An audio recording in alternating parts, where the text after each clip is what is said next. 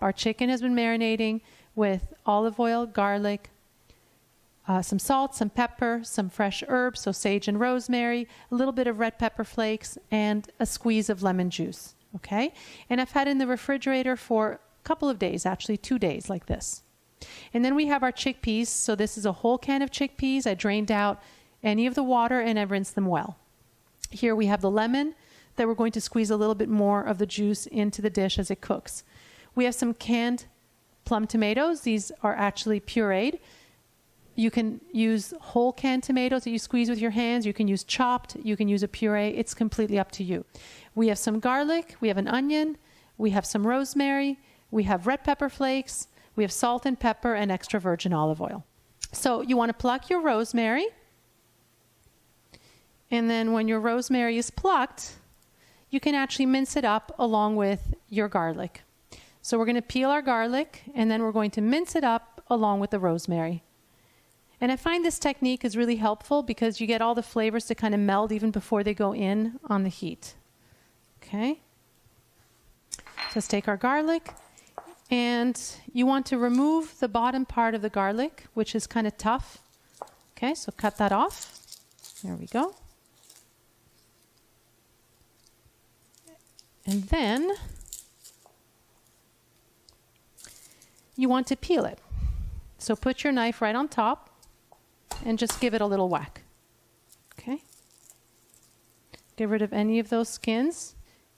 Okay. And there's like the papery skins. You want to get that off too. Again, whack. Any imperfections on the garlic that you don't like the looks of, you can cut off. Okay. And then just make a neat little pile. I usually actually like to start to slice the garlic first. It gets it going.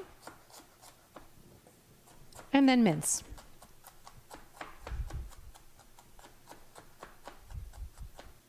Okay, so we have our garlic and our rosemary. And now we're going to take our onion. So let's go through this end to end.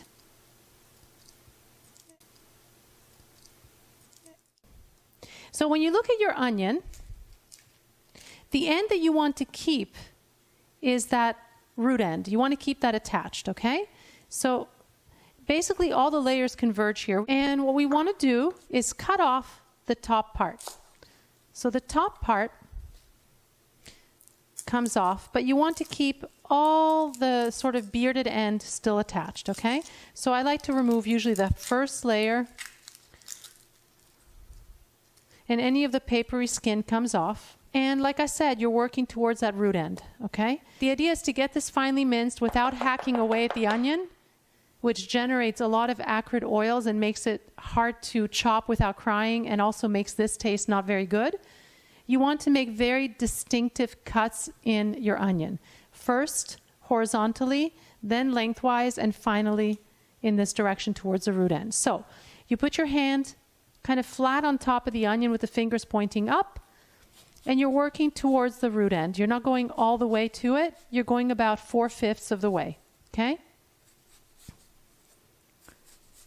So again, the root end right here, I haven't gone anywhere near it. I'm about 4/5 of the way to it.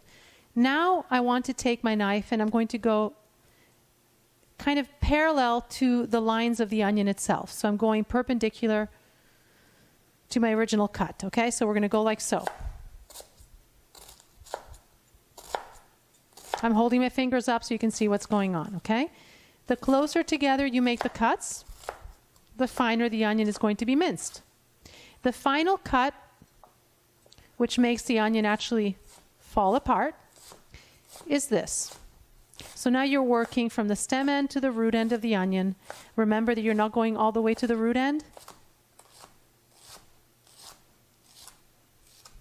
Now you want to put your onion in a bowl.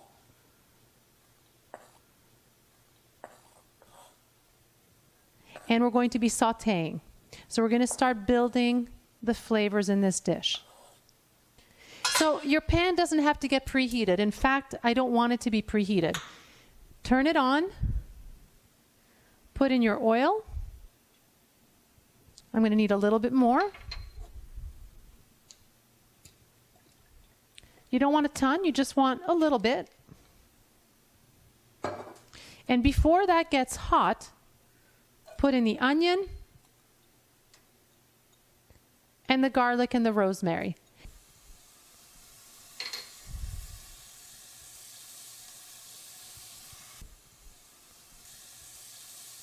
Okay, so I'm going to put in some red pepper flakes. And I'm going to season lightly with some salt and pepper.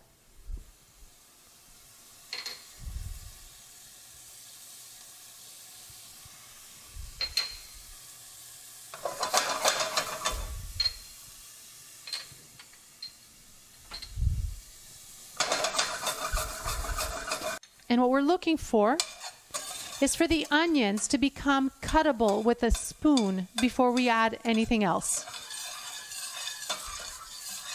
So my onions have a rich, almost like a brick red color because I added red pepper flakes.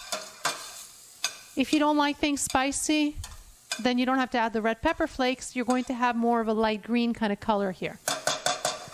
So with a slightly higher heat, we can cook this for a couple of more minutes just to kind of get that going.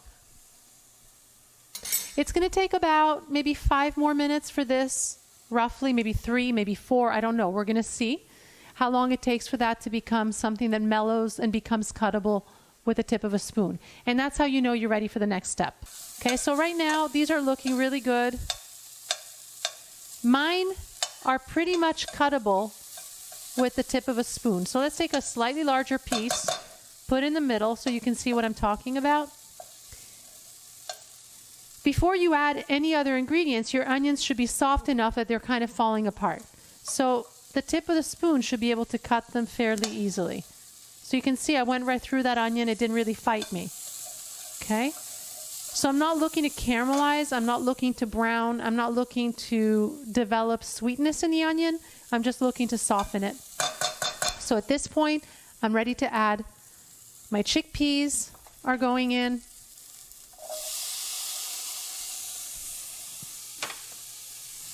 My tomatoes are going in.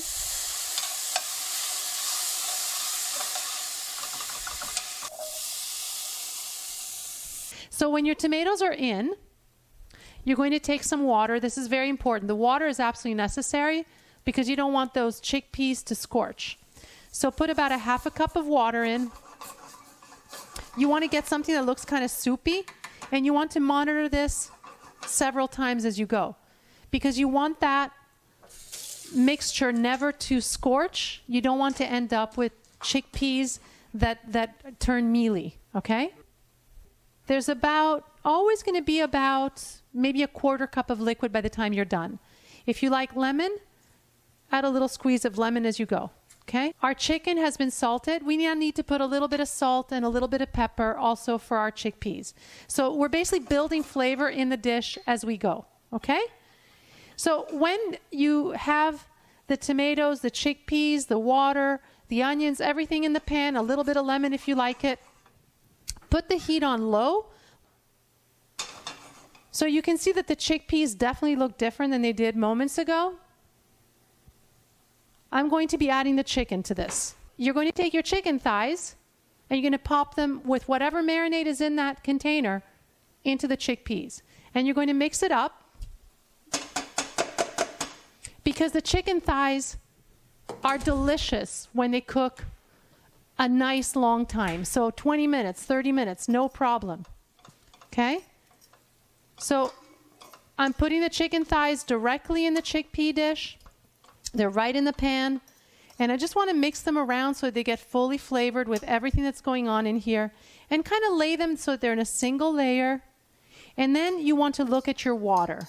So in my pan, you can see that it has dried out. There's no liquid left. You can see that. So I definitely need to add some liquid here, okay? So I'm going to take some liquid, meaning water. Now, if you have chicken stock and you want to add chicken stock, go for it. To me, it's not necessary. The chicken makes its own stock. There we go. So I've got some water in here. I put in about another half a cup of water. Every pan cooks differently. Every heat is different. So you may have a soupy mixture. You don't need any more water. You may have a very dry mixture. You need more. Put the lid on it And we're going to be monitoring this for the next 25-30 minutes or so. Our chicken has cooked. It's fully cooked because you can see it's shrank. It shrank down a lot. So it is ready to eat. I like to have it a little less soupy. So I'm going to leave the lid off and let this cook with the lid off until the juices kind of concentrate a little bit, okay? So I'm going to put it back on the heat. And just until we're ready to actually serve, I'm going to let it cook uncovered for just a couple of minutes. Our chicken braised with chickpeas smells incredibly good. It's very rich.